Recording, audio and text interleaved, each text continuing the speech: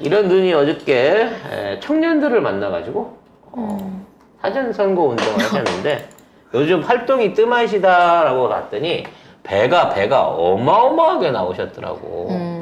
이 상황에서 상체를 다 왜 벗었는지 모르겠어요. 안 돼. 예전에는 체형이 저랑 비슷했거든요. 처음에 취임 초기에는. 야, 지금 제가 당할 수가 없네요. 지금 옆에 좀 측면에서 찍은 사진 보여주게 되시면 야, 일국의 대통령이 이렇게 건강 관리를 안 하나 싶을 정도로 배가 엄청 나왔어요. 이게 점심을 많이 먹어서 나온 배 같지는 않아요.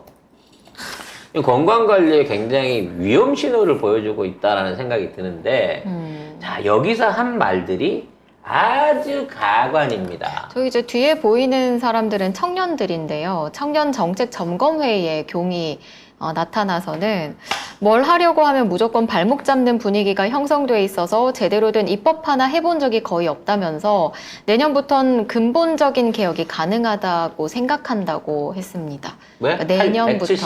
170석을 자기가 딸 거니까.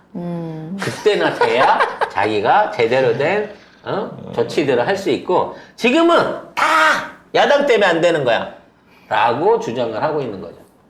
그러면서 내가 20대들 때문에 집권을 했는데 내 정치의 기반이 20대 청년들인데 20대 청년들을 만나서 기회도 많이 주고 정책 자문으로 많이 모집하려고 했는데 어우 씨. 어머 세상에.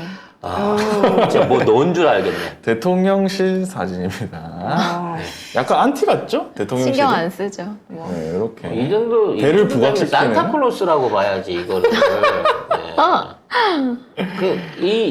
이런 쇼를 하면서 앞으로 청년들한테 더 많이 기회를 듣겠다 뭐 이런 식으로 또 사기를 치고 있습니다.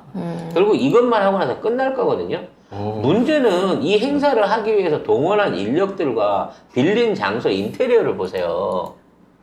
이건 도대체 누구를 데리고 온 것이며 도대체 얼마나 많은 돈을 이 쇼를 하기 위해서 또 처발랐나 라는 생각이 안 들 수가 없습니다. 진짜 그 청년들이 윤석열 말에 동감을 했을까? 난 그게 너무 궁금하네. 얘네들도 최소한 하루 전이나 몇 시간 전에 모여갖고 리허설 했을 거예요. 나중에 보시죠. 꼭 이 사람들 리허설 하고 있는 화면 어디서든 새 나옵니다. 지금은 첫날이라 그렇지만 내일쯤이면 아마 자 여기에 관련돼서 언제 박수치고 어떤 식으로 호응하고 동선은 어떻게 했는지 아니, 리허설 다 나옵니다 이거. 69시간 밀어붙이고 싶어서 날리고 지금 최저임금도 깎겠다고 그러고 있고 뭐 청년들한테 뭘 그러니까 제대로 된 청년들이면 저렇게 박수치고 웃을 수가 없을 텐데. 안 가거나 가서 뭐라고 하거나 니 왜 약속 안 지키냐라고 하든가. 그리고 이 사람들한테 발언의 기회를 주지도 않았어요. 그냥 박수치는 거수기를 저기다 그냥 갖다 놓은 겁니다. 저 분위기대로. 이걸 보고 청년 지지율이 올라갈까요? 윤석열 정권을 만들어줬던 20대 그 막강한 이해 못할 지지율들이 나올까요? 저는 힘들다고 봅니다. 그러다 보니까 이준석을 안고 가야 되느냐 마느냐를 놓고 지금 국힘당 안에서 고민이 많다는 거야. 그러니까 이거 이렇게 행정부가 뭘 하려고 해도 한계가 있다. 내년에는 여러분과 함께 더 많은 국정논의를 할 수 있게 하겠다. 자꾸 내년을 얘기를 하고 있어. 그러니까 올해는 그냥 죽은 듯이 살아라는 거지. 민주 그러니까 올해 아직 6개월 남았는데 그러니까 왜? 올해는 기대하지 마. 니들한테 못 해주는 거 이거 다 야당 탓인 거지. 올해는 그냥 죽은 듯이 살아. 각자 도생합시다. 하는 얘기 아닙니까 결국은? 아니 이렇게 말하는 대통령이 어디 있어요? 무책임하게 내가 어떻게든 국회를 설득하겠다고 그렇지. 하든가. 그런 자세가 중요한 거지. 국회와 상관없이 그러면 너의 그 당당한 대통령령과 권한을 적극 발휘해서 경찰국 만들고 이렇게 하듯이 한번 네 스스로 뭔가 청년에 대한 대책을 내놓으면서 얘기를 해보라고. 뭘 했어? 아니 심지어 아직까지도 이재명 대표 한번 만나자는데 안 만나잖아. 나라 곳간이 비었는데 추경을 하자고 야당이 얘기해도 야 돈 주면 버릇 빼려. 자꾸 돈 갖고 하는 거 아니야. 이래놓고 다른 나라 가면 진짜 지나가는 각설이까지 불러다가 데려다가 5조 10조씩 막 퍼주고 말이야. 응? 에이. 그러고 마지막으로 있습니다. 네. 수신료 얘기 좀 할게요. 수신료 분리징수를 하겠다고 하는데요. 네. 수신료가 1년에 나 이렇게 많이 거치는 줄 몰랐는데 6천억이 넘게 거치더라고. 와, 근데 네. 그만큼 거친다는 것도 대단한데 이거 분리징수를 하면 수수료가 2,200억이래요. 30%가 수수료로 날라간다는 겁니다. 네. 이게 이제 우편비랑 청구서 제작비, 전산 처리 인력비, 시스템 구축비 등을 가정했을 때의 결과값인데요. 한전이 KBS가 스스로 수신료를 징수할 때 드는 비용을 최대 2,269억 원으로 산정했습니다. 여러분 혹시 기억나시는지 모르겠는데 무난한 기억하겠다. 옛날에 수신료 받으러 징수원이 집에 찾아왔었어요. TV 기억나? 있는지 보러? 그 안테나 꽂아져 있는 집에 와가지고 모르겠는데. 그거 몰라? 응. 옛날에는 진짜 돈 받으러 다니는 사람이 있었어요. 징수원이. 그게 전업인지 알바인지는 모르겠지만. 어? 근데 이게 이제 어느 순간에 지로로 바뀌었어요. 그러다가 나중에 가갖고는 전기료에 통합이 됐습니다. 그러고 나서는 이제 잊어버리고 있었죠. 심지어 나는 내가 수신료를 내고 있다는 사실 자체를 몰랐어. 근데 전기료 낼 때마다 꼬박꼬박 수신료를 내고 있더라고. 그래서 집에 TV가 없거나 할 때는 저 KBS 전화해가지고 제가 TV가 없다. 그러면은 그거 빼줬거든요. 네. 네. 그리고 지금은 우리가 다 유선 TV를 보잖아요. 근데 사실 이제 유선 TV이기 때문에 그건 유선 TV 내부에서 송출을 받는 거잖아. 그러면 우리한테 시청료를 받으면 안 되죠. 유선 TV가 받은 수익에서 그걸 따가야지. 근데 이상하잖아. 나는 공중파를 보려고 신청한 게 아닌데 유선 TV 내는 애들은 그냥 공중파 송출하고 그리고 나는 그거를 통해서 봤다는 이유만으로 해갖고 송출도 내고 유선 TV는 유선 TV대로 내는 거잖아. 그렇죠. 유선 TV 비용 안에 그게 합쳐져 있어야 돼. 이게 상식적인 거 아닌가? 그래서 어찌됐거나 지금도 사실은 이게 투명하게 관리되고 있다고 말하기 힘들어요. 안 봐도. 진짜 어떤 분은 진짜 공중파 텔레비 있어도 진짜 텔레비 안 보는 분이 있더라고. 수험생 때문에 그런 게 아니라 진짜로 공중파 TV 안 보는 분들 많이 있거든요. 요즘 근데 특히 많죠. TV 자체를 안 보는 것 경 같아요. 당선되고 나서 저도 TV 끊었거든요. TV가 1도 재미가 없어. 유튜브를 보면은 물론 뉴스를 볼 수도 있기는 합니다만 어찌됐거나 그래서 지금 있는 상황이 된 거고 이 와중에 KBS 길들이기를 하려고 해서 이제 시청료를 이런 식으로 까겠다는 수신료 거거든. 분리 징수하는데 이 돈을 쓰겠다는 거예요. 지금 우리나라 돈이 없다는데 그게 이 수수료로만 2천억을 받아갖고 챙긴다고 하는데 제일 중요한 건 이거지. 이 수수료를 관리 감독해서 징수를 담당할 기관이나 단체가 어디냐. 나는 이거 100% 다누림 커뮤니케이션에서 할 것 같은 느낌인 거거든. 여러분 이게 똑같은 거예요. 이게 지금 우리가 한전에서요. 한전 자체가 예전에는 고지를 다 하다가 갑자기 한전의 전기료 받는 사업 부분을 뚝 띄어가지고 이거를 자유촌연맹한테 줍니다.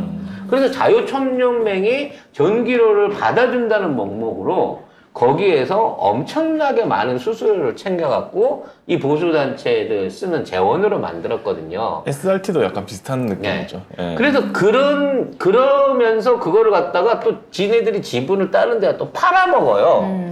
그래가지고 돈은 돈대로, 이게 일부 지분으로 돈은 돈대로 챙기면서 목돈은 또 목돈대로 챙겨가지고 하고 결국은 그거를 사들인 애들이 나중에 한전의 지주 영향력을 미칠 수 있는 민영화 단계에 들어가는 애들이 된 거거든요.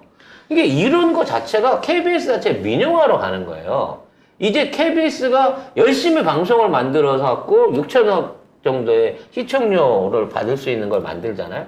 이걸 징수한다는 이름으로 들어온 그 업체가 3분의 1의 이득을 그냥 갖고 가는 겁니다. 물론 비용이 든다라고 말하고 있지만 한 번 구축되면 안 들어요. 첫날 지로를 내든 어떤 분리징수에 대한 이 단계가 지나가고 나면 그다음부터 그 돈이 생기는 거거든요. 그럼 또박또박 떨어지는 2천억을 가지고 얘네들이 뭘 할 겁니까? 결국은 KBS를 인수할 겁니다. 이 분리징수를 맡아서 집행할 기관이 결과적으로 향후 KBS의 주인이 될 거고 얘네들이 이거를 신천지에 팔아먹든 통일부에 팔아먹든 아니면 삼성에 팔아먹든 어떻게든 또 민영화해서 팔아치울 거라는 거죠. 이런 상황이 있는데 KBS는 이직들은 사장 물러나라고 하고 있으니 참 한가하죠, 이 사람들도. 왜냐면 얘네들을 믿고 있는 거지. 사장이 물러나기만 하면 우리는 살아남을 수 있다라고. TBS TBS를 보라고. 그러니까 이거 얘네들은 이게 보고 배우는 타산지석이 없어. 멍충이들만 뭐 하나. 아무리 이게 그냥 양들의 침묵처럼 앞에 양이 죽어도 레밍처럼 앞에 레밍이 떨어져도 그냥 자기를 가는 거예요, 이런 애들은. 자, 마지막으로요. 이태원 참사 관련해 갖고 용산서장, 경찰서장이죠.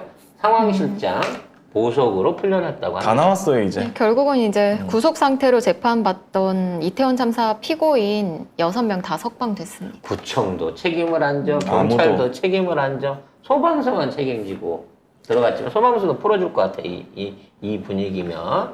그다음에 시장도 책임 안 져. 결과적으로 그 당시에 6시부터 3시간이 넘도록 민원 전화와 신고가 빗발쳤습니다. 현장을 다 모니터로 보고 있었어요. 심지어 파출소 옥상에서 보고 있었던 정체불명의 누구도 뭐 서장이라고는 하는데 소장인지 아닌지 안 밝혀졌고요. 경찰서 바로 앞에 있었는데. 이와 같은 상황을 3시간을 보고 있으면서 3사가 지나고 1시간 있다가 교통정리할 수 있는 사람들을 보냈어요. 근데 지금 그 유족들이 용산구청장 그 구청 앞에서 항의하고 있거든요. 근데 또 뭐 여기서 보수단체라고 하지만 어쨌든 단체가 이거 구청장 출근 방해했다고 유족들을 고발을 합니다. 아니 시위를 하면 왜 출근 방해야? 뭐 그렇습니다. 아니 뭐 들어가는데 붙잡아놓고 너 출근하지 마 하고 붙잡았대? 그냥 그 앞에 서서 시위밖에 한 게 없잖아. 정말 나라 꼴이 어떻게 돌아가는 거예요? 이게 나라로 돌아가는 이 공무원들 이 새끼들 이런 식으로 해갖고 보석으로 풀려나고 나중에 지들이 법적으로 책임지고 난 다음에 다 영전돼갖고 승진할 거예요. 이 새끼들 이거 떠맡아준 이거 카바 쳐준 걸로. 그리고 박희영 용산구청장 이제 나중에 용산의 국회의원으로 국진당 후보로 나옵니다. 안 나올 것 같으세요? 도대체 그 멀쩡한 대한민국 거리에서 169명이 깔려 죽었는데도 불구하고 아직까지 국가에 어떤 사과도 없고 재발방지 대책도 없고 심지어 이런 사고를 일으킨 데 대한 원인 조사와 거기에 담당에 대한 책임져야 될 공무원들까지도 한 명도 법적으로 책임지는 놈이 없어지는 세상이 왔습니다. 심지어 패스트트랙 특별법은 또 여당은 또 반대예요. 그래가지고 야당끼리 또 통과시켰어요. 통과시켰잖아요. 근데 거부권 있어요. 대통령이 거부하겠지. 대통령 거부권 쓰면 그것도 날라가는 겁니다. 저는 분노하는 게 그 지점이에요. 갑자기 일어난 돌발적인 사고. 그냥 갑자기 앞에 어떤 사람이 넘어져갖고 순식간에 5분, 10분도 안 돼서 우르르 무너져갖고 돌발적으로 생길 수 있는 사고가 아니었다는 거야. 3시간, 원래부터 예상이 됐던 거고, 사람들이 모이는 거는. 3시간 전부터 계속해서 출동해라, 질서 유지해라. 신고가 엄청 라고 들어왔어. 신고가 들어왔는데도 묵살을 했다는 거야. 되려 사람들의 도로 진입을 막고, 사람들이 도로에 내려오지 못하게 인도로만 다니게끔 경찰들이 나서서 오히려 정체를 더 유발하고 가중시켰죠. 사고가 난 다음에도 1시간이 넘도록 출동을 안 했어요. 그래서 소방대가 접근해갖고 사람을 구하려고 했을 때 사람이 엉켜져갖고 있는 상황에서도 이런 사고가 났는지 모르고 계속해서 인파들은 몰려들고 있었다니까. 근데 이게 다 우연이라고? 이게 다 배임이라고? 그 전년도까지도 안 그랬는데, 직전에 늘 매뉴얼이 있었고 관리하고 사고 없이 이걸 해왔던 거 20년 동안 해왔는데 그때 그런 상황이 나온 게 정상이라고?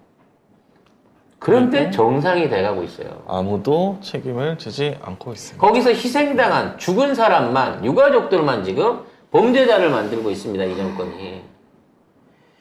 이 정권에서는 죽으면 안 돼요.